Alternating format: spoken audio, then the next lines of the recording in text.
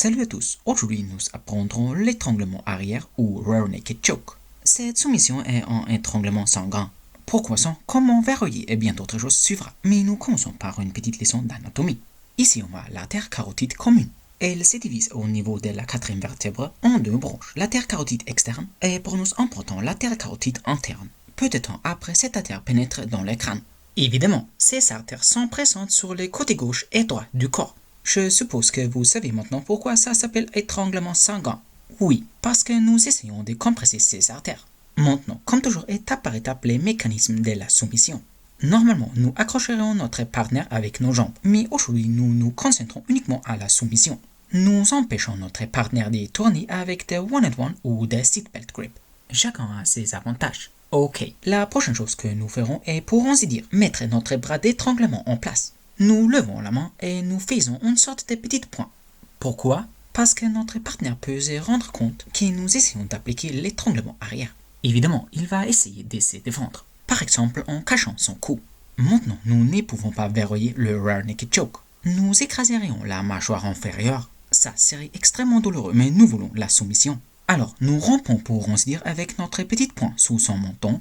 Dès que nous sommes sous son menton, nous étendons le doigt. Nous continuons à rompre jusqu'à ce que notre poignet se trouve sous sa mâchoire inférieure.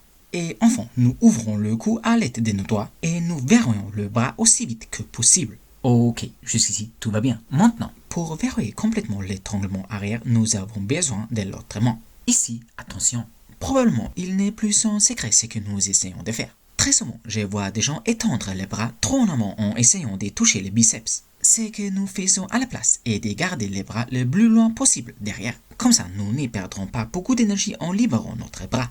Ok, alors nous cachons les bras, nous touchons le biceps avec la main opposée et maintenant nous verrouillons la soumission complètement. Je vois aujourd'hui principalement deux techniques différentes. Ici, nous voyons déjà la technique numéro 1 et c'est la technique numéro 2. Les deux techniques sont bien, mais cache ta main, cette fois derrière la tête où cela pourrait arriver. Avant de commencer à serrer, rapide retour à notre leçon d'anatomie. Afin de faire fonctionner cette soumission efficacement, il faut compresser les artères et pas seulement un peu. Il est possible d'avoir une sténose de l'artère carotide à 70% sur des années sans présenter des symptômes parce que nous avons d'autres artères qui apportent le sang dans le cerveau et ces artères sont plus difficiles à comprimer. Cela signifie qu'il faut serrer vraiment puissant. Alors nous essayons à faire pression sur le cou de chaque côté. J'utilise mes biceps, mes mains, ma tête et je rapproche mes coudes. Si tout est bien fait, nous avons besoin de quelques secondes jusqu'à ce que quelqu'un perde conscience. Une dernière chose, peut-être toutes ces étapes ne sont pas possibles ou même nécessaires, mais je recommande de commencer comme ça. Après un certain temps et d'entraînement, vous choisirez ce qui vous convient le mieux.